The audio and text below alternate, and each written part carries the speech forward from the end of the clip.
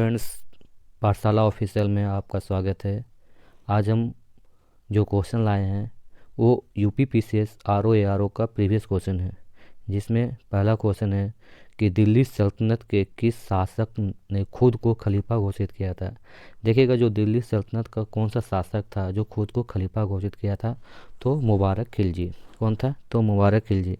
देखिएगा, मुबारक शाह जिसे जिसे मुबारक खान के भी नाम से जाना जाता है, वह अलाउद्दीन का एक क्या था? बेटा था। मुबारक शाह 17 या 18 वर्ष के थे और 14 अप्रैल 1316 को कुतुबुद्दीन की उपाधि के साथ सिंहासन पर बैठे। उन्होंने खलीफा तालु ताल्लाह भगवान का प्रतिनिधि शीर्षक धारण किया, जो उनके सिक्कों पर दिखाई देता था। ठीक है। और 1320 ईस्वी में अमीर खुसरो खान इसकी हत्या कर दी, जिसने खिलजी वंश यह समाप्त हो चुका था।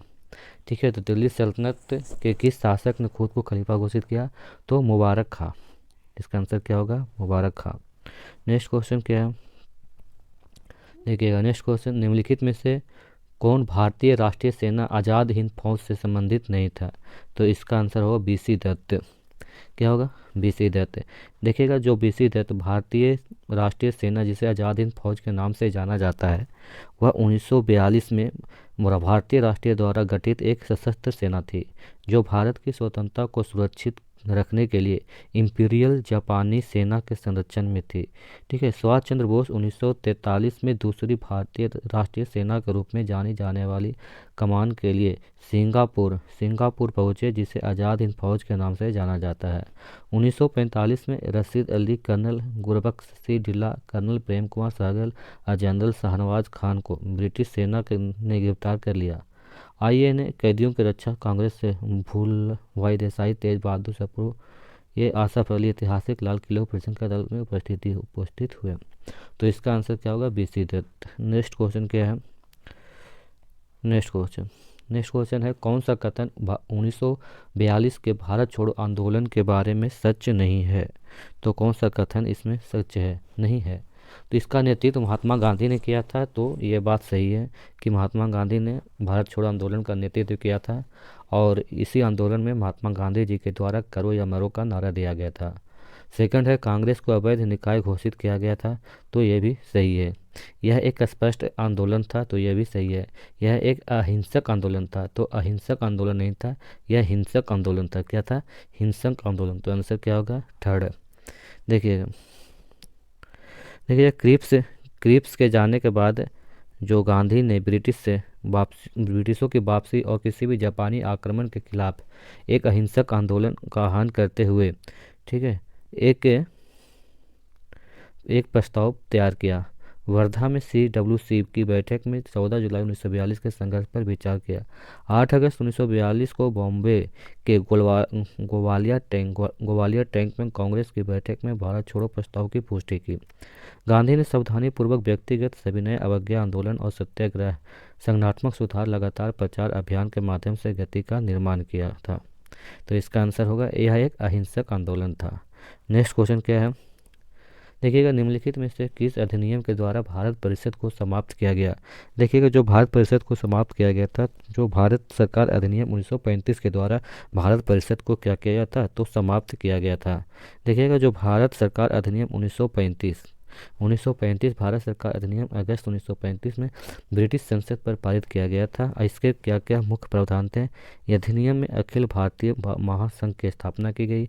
साइमन कमीशन के द्वारा स्वीकार किए गए द्विशासन को संघीय कार्यकारिणी शक्ति में लागू किया गया था, और संघीय विधानमंडल के 2 सदन यानी कि राज्य परिषद और संघीय विधानसभा, और राज्य परिषद क्या था? ऊपरी सदन एक स्थायी निकाय बनाना था। ठीक है। तो इसका जो भारत परिषद को समाप्त कर दिया गया था, तो किस अधिनियम के द्वारा? तो भारत सरकार अधिनियम 1935 के द्वारा। नेक्स्ट क्वेश्चन क्या है? निम्नलिखित में से घटनाओं पर विचार करें और कला कालानुक्रमिक क्रम में इन्हें व्यवस्थित करें। देखिएगा, क्रिप्स मिशन कब आया था? तो ये आया था 1942 में। कब आया था? 1942 में। अगस्त प्रस्ताव कब आया था? तो ये आया था 1940 में। बेबेल योजना ये आया था कब? 1944 में। ये 1945 में आया था। ये 1944 में आया था। तो सबसे पहले क्या होगा? 1940 यानी कि सेकंड। सेकंड वाला होगा, यानी कि 1 2 1 4 3, 2 1 4 3, 2 1 4 3। आंसर क्या हो जाएगा? 2। देखिएगा, देखिए क्रिप्स मिशन कब आया? मार्च 1942 में। अगस्त प्रस्ताव कब आया? अगस्त 1940 में। बेबेल योजना कब आया? तो जून 1945 में। सीआरसू तो मार्च 1944 में आया था। ठीक है, नेक्स्ट क्वेश्चन क्या है देखिएगा। नेक्स्ट क्वेश्चन है कि संगठन और व्यक्ति। देखिएगा, जो संगठन यंग बंगाल आंदोलन, हेनरी बिबिन रेजियो, ये सही है। देखिएगा, बहिष्कृत हितकारिणी सभा, ये ज्योतिबा फुले, ये गलत है। ये कौन है? डॉक्टर भीमराव अंबेडकर। डॉक्टर अंबेडकर, अंबेडकर कौन थे? डॉक्टर अंबेडकर थे। और थियोसॉफिकल सोसाइटी का कर्नल ओलकॉट, ये सही है। United Indian patriotic association, Syed Khan, ये भी सही है। तो इसका आंसर क्या होगा? ये बहिष्कृत हितकारिणी सभा, इसका कौन था? डॉक्टर भीमराव अंबेडकर। तो आंसर हो गया सेकंड। नेक्स्ट कौन है? निम्नलिखित में से कौन सा सही ढंग से मेल नहीं खाता है? देखिएगा, फसल और खरपतवार। तो देखिएगा, फसल कौन है? ये देखिएगा, धान, और खरपतवार क्या है? बथुआ। ठीक है, नेक्स्ट क्वेश्चन क्या है देखिएगा। नेक्स्ट क्वेश्चन है, इसमें सूर्यमुखी, इसमें मिलान करना है। ठीक है, सूर्यमुखी क्या है? देखिएगा, सूर्यमुखी सभी मौसमों में, सूर्यमुखी क्या हो गया? ये सभी मौसमों में इसको उपजाया जाता है। खरबूजा कैसा फसल है?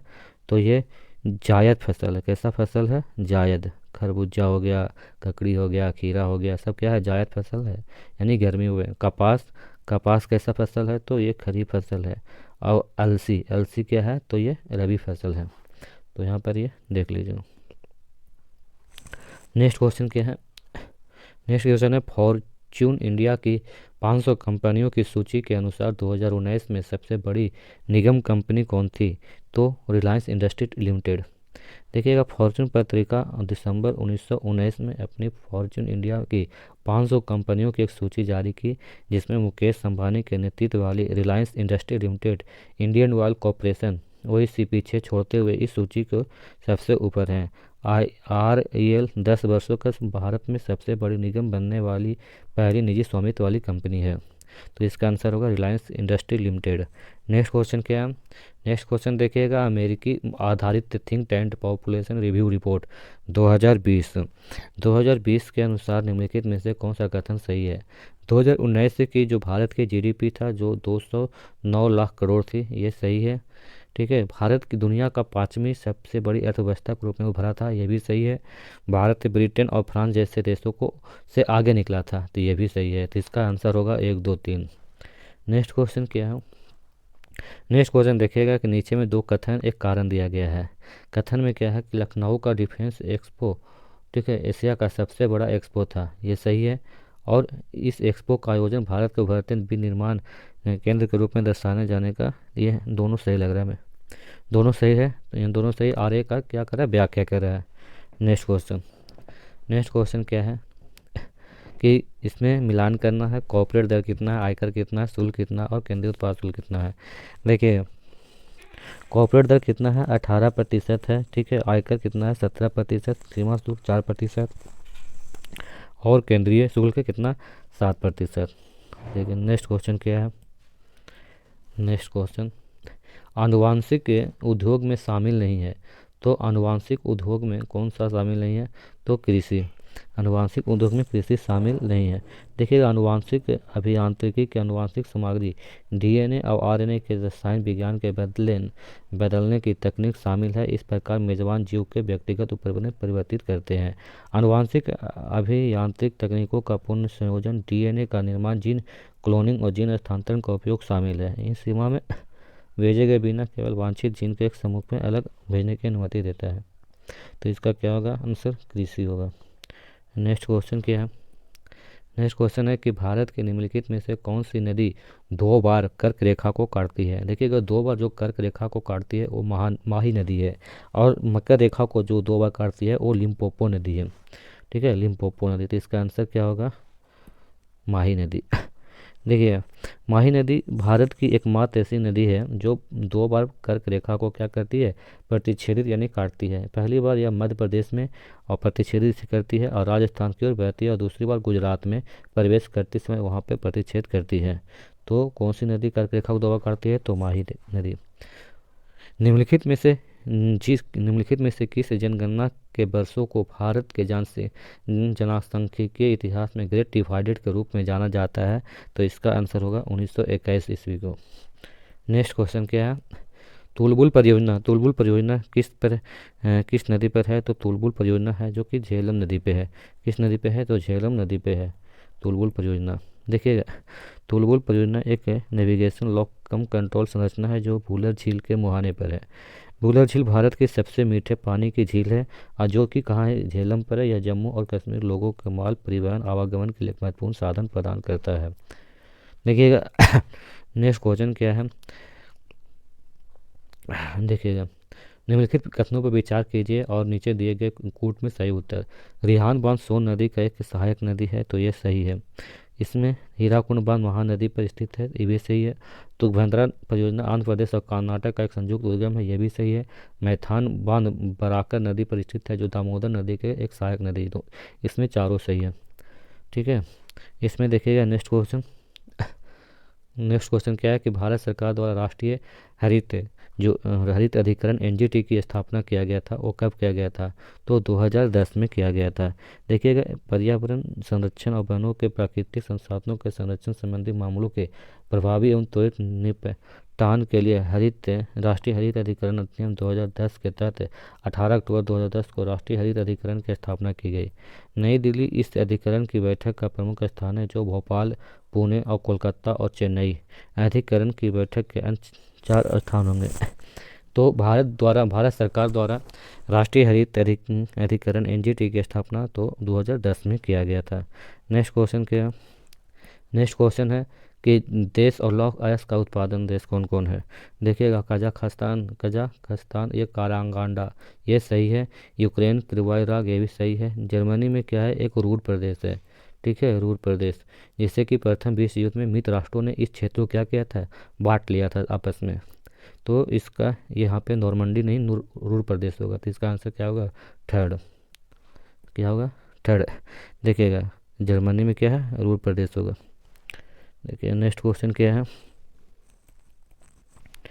नेक्स्ट क्वेश्चन और लास्ट क्वेश्चन है ये, निम्नलिखित में से कौन सा सही रूप से मेल खाता है। देखिएगा, लोरेन औद्योगिक क्षेत्र इटली में है, नहीं। रूर औद्योगिक क्षेत्र जर्मनी में है, हाँ। ये कहाँ है, तो जर्मनी में, तो आंसर होगा बी।